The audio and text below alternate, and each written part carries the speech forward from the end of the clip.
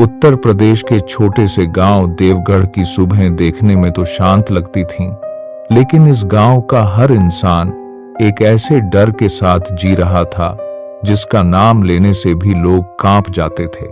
देवगढ़ के लोग साधारण जिंदगी जीते थे, दिन भर मेहनत करते और शाम होने से पहले अपने घर लौट आते थे।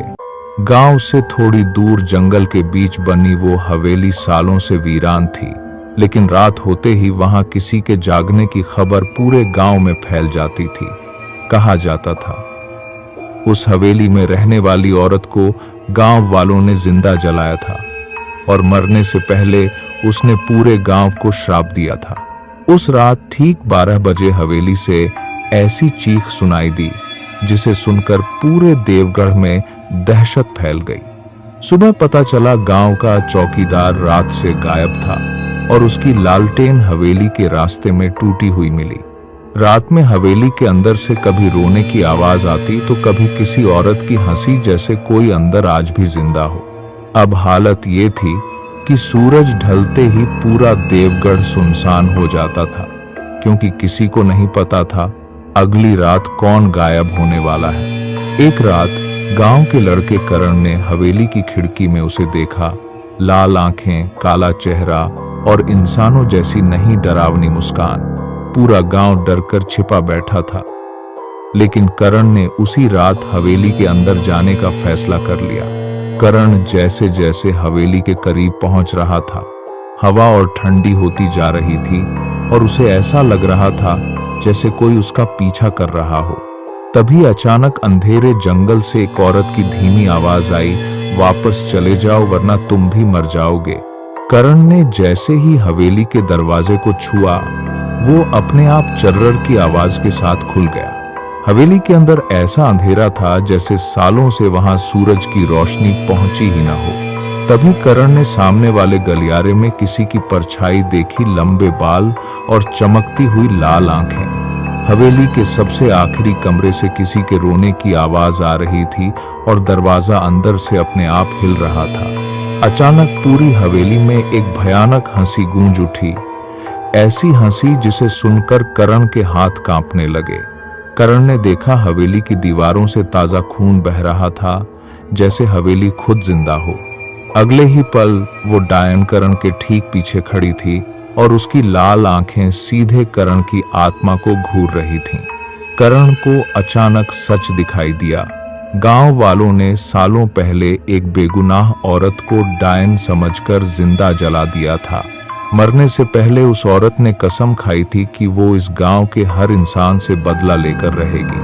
अब करण समझ चुका था, हवेली में रहने वाली डायन कोई कहानी नहीं बल्कि एक श्रापित आत्मा थी। करण जैसे ही भागकर बाहर जाने लगा, हवेली का दरवाजा अपने आप बंद हो गया। तभी हवेली के फर्श के नीचे से आवाज आई और एक पुराना तहखाने का रास्ता धीरे धीरे खुलने लगा।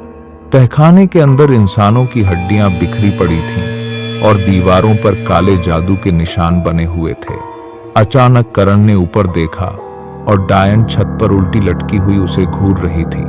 करण को महसूस हुआ हवेली में गायब हुए लोगों की आत्माएं अब भी वहीं कैद थीं। तहखाने में करण को एक पुरानी डायरी मिली जिसमें हवेली के श्राप का पूरा सच लिखा था। डायरी में लिखा था, डायन को खत्म करने का सिर्फ एक तरीका है, उसकी जली हुई हड्डियों को अग्नि में जलाना। लेकिन जैसे ही करण ने डायरी बंद की, डायन उसके सामने खड़ी मुस्कुरा रही थी। अगले ही पल डायन ने चीखते हुए करण पर हमला कर दिया और पूरा तहखाना उसकी डरावनी आवाज से कांप उठा। करण किसी तरह उसके पंजों से बचा, लेकिन अब उसे समझ आ चुका था एक छोटी सी गलती उसकी जान ले सकती है। उसे याद आया डायरी में लिखा था कि डायन की जली हड्डियां इसी तहखाने के लोहे के संदूक में बंद हैं। जैसे ही करण ने संदूक खोला, लाल रोशनी का तेज धमाका हुआ और हवेली जोर जोर से हिलने लगी। हड्डियां देखते ही डायन अपना असली रूप ले चुकी थी और अब उसकी ताकत पहले से 100 गुना बढ़ गई थी। जैसे ही श्राप कमजोर हुआ, हवेली में कैद आत्माएं आजाद होने लगीं और उनकी चीखें सिसकियों में बदल गईं।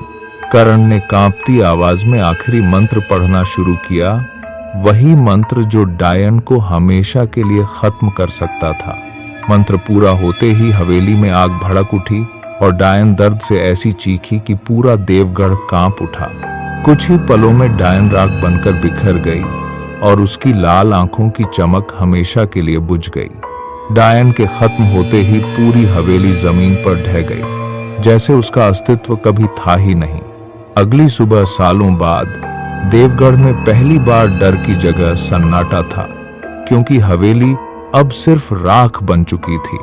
करण ने पूरे गांव को हवेली का सच बताया कि जिस औरत को उन्होंने डायन समझा था वो असल में बेगुनाह थी।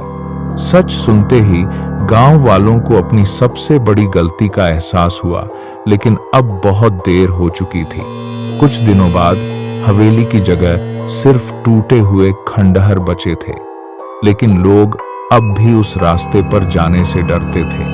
एक रात खंडहर की दीवार पर अचानक जले हुए हाथ का निशान दिखाई दिया और उसी रात सालों पुरानी वही डरावनी चीख फिर से पूरे देवगढ़ में गूंज उठी।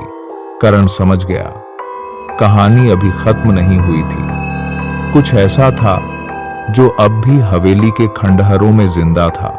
जब करण ने खंडहरों की मिट्टी हटाई तो नीचे एक और गुप्त रास्ता दिखाई दिया। उस गुप्त कमरे में एक ऐसी चीज छिपी थी जिसने पूरी हवेली को श्रापित बना दिया था। करण ने जैसे ही पीछे मुड़कर देखा, अंधेरे में फिर वही लाल आंखें चमक रही थीं और इस बार डायन पहले से ज्यादा खतरनाक लग रही थी।